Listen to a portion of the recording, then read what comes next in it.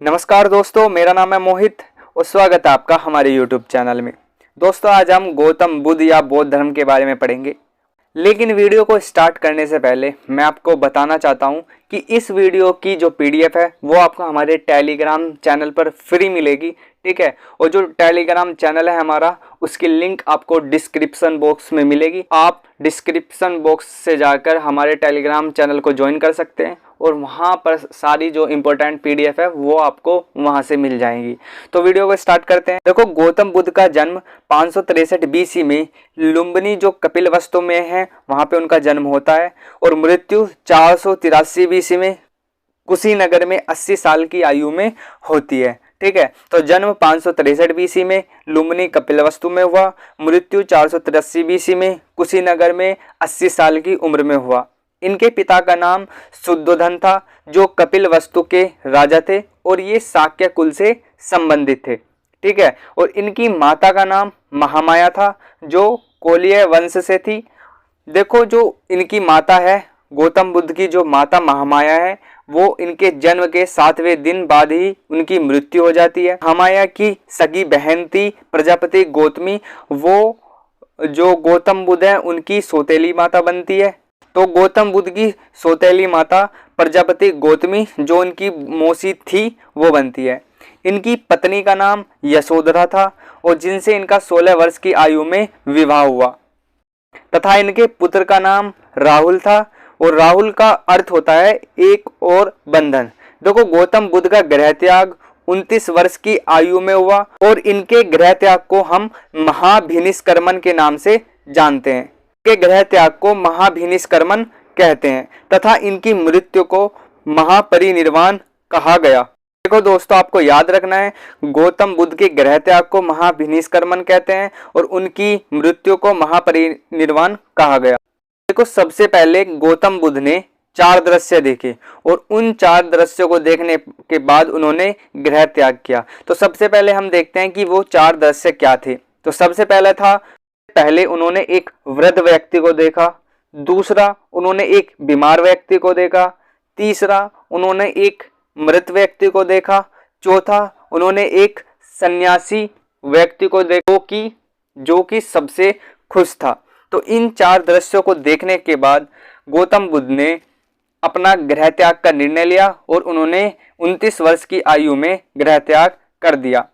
गौतम बुद्ध के गुरु अलार कलाम थे जो वैशाली क्षेत्र से थे। तो गौतम बुद्ध के गुरु कौन थे? अलार कलाम, जो वैशाली क्षेत्र से थे। देखो, जो गौतम बुद्ध है, गौतम बुद्ध को ज्ञान की प्राप्ति बोध गया में हुई।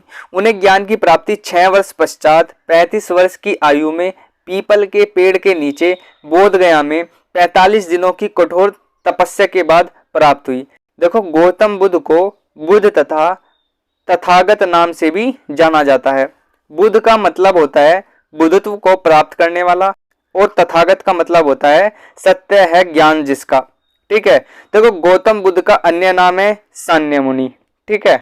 जो गौतम बुद्ध है उनके प्रिय शिष्य का नाम आनंद है और जो गौतम बुद्ध है इन्होंने अपना प्रथम उपदेश सारनाथ में ऋषि पत्तन में दिया, जिसे बौद्ध धर्म में या बौद्ध ग्रंथों में धर्म चक्र प्रवर्तन कहा गया। तो आपको याद रखना है, इन्होंने अपना प्रथम उपदेश सारनाथ में दिया और बौद्ध ग्रंथों में इनके प्रथम उपदेश को धर्म चक्र प्रवर्तन कहते हैं।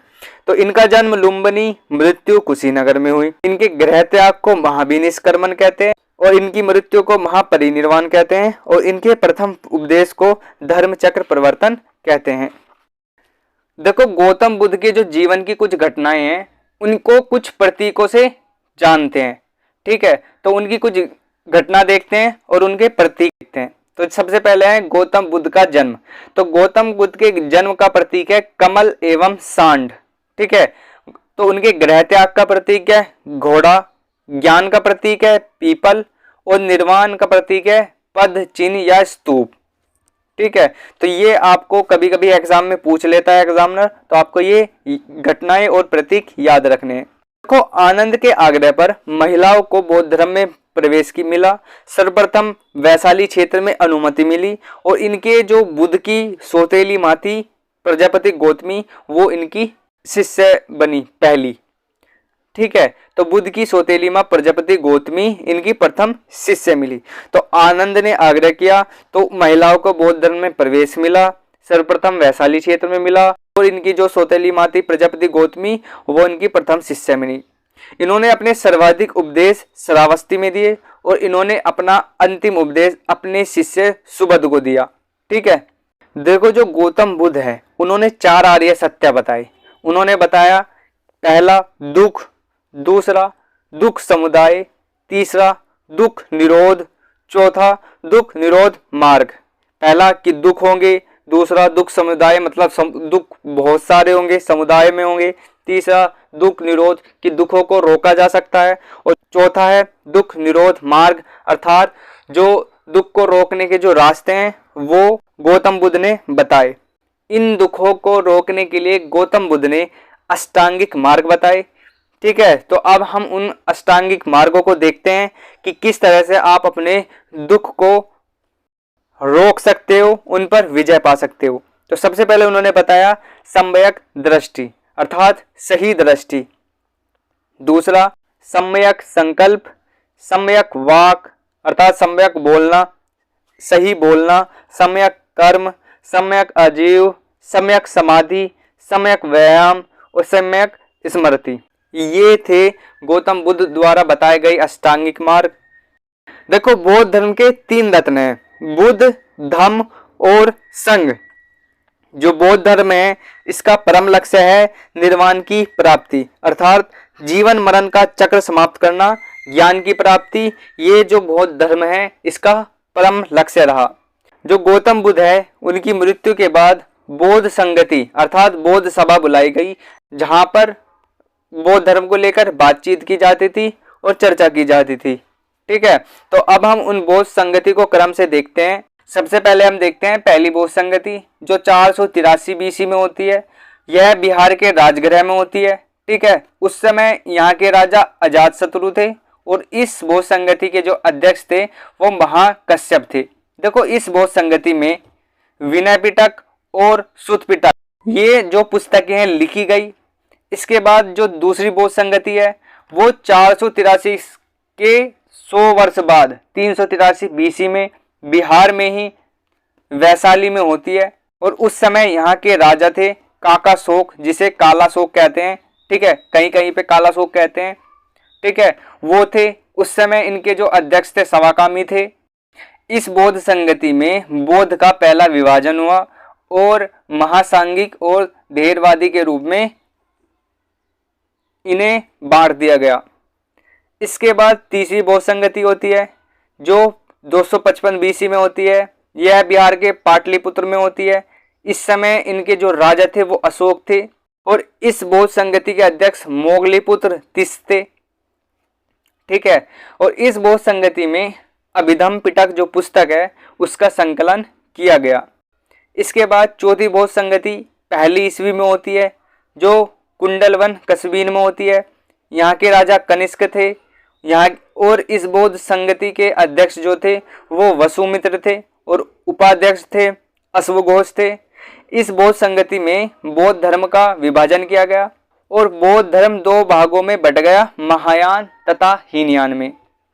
अब हीनयान और महायान को देखते हैं। देखो जो हीनयान संप्रदाय के लोग थे वो रूढ़िवादी परिवर्तन विरोधी थे। वो बुद्ध को महापुरुष मानते थे लेकिन देवता नहीं मानते थे। ठीक है। और वे मूर्ति पूजा के विरोधी थे। और ये जो हीनयान थे ये किन देशों में प्रचलित था? ये था दक्षिण भारत में, वर्मा में, थाईलैंड में इत्यादि देशों में जो है हीनयान संप्रदाय के लोग थे। जबकि महायान जो थे वो परिवर्तन समर्थक थे, बुद्ध को एक देवता या अवतार के रूप में जानते थे। ठीक है, मानते थे और ये मूर्ति पूजा में विश्वास रखते थे। इनका मुख्य जो आदर्श था वो था बोधिसत्व। ठीक है। जो महायान का संप्रदाय था वो उत्तर भारत में, चीन, जापान, तिब्बत इन देशों में था। ठीक है। तो एक शब्द यूज होता है बोधिसत्व। देखो बोधिसत्व जो होता है ऐसा व्यक्ति जो स्वयं को निर्वाण प्राप्त कर चुका है पर अन्य लोगों की सहायता करता है, तो ऐसे व्यक्ति को हम बोधिसत्व कहते हैं। अब हम बौद्ध साहित्य को देखते हैं। देखो बौद्ध साहित्य में 3 पुस्तकें लिखी गई जिन्हें हम त्रिपिटक कहते हैं।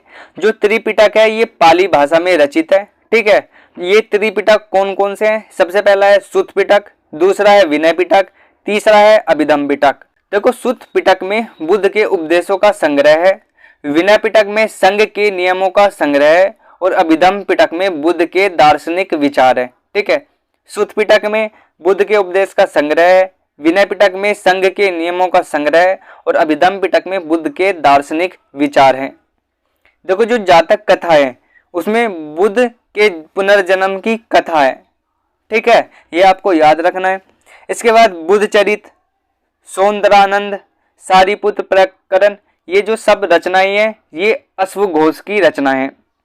ठीक है, और अन्य मिलिंदपनी रचना जो है वो नागसेन की है और light of Asia Edwin Arnold की है। ठीक है, और अगर आपसे पूछा जाए कि गांधार कला का संबंध किससे है तो आपको याद रखना है गांधार कला का संबंध बौद्ध धर्म से है। देखो, जो बौद्ध धर्म के समय जो चैत्य थे वो पूजा घरों को कहा जाता था।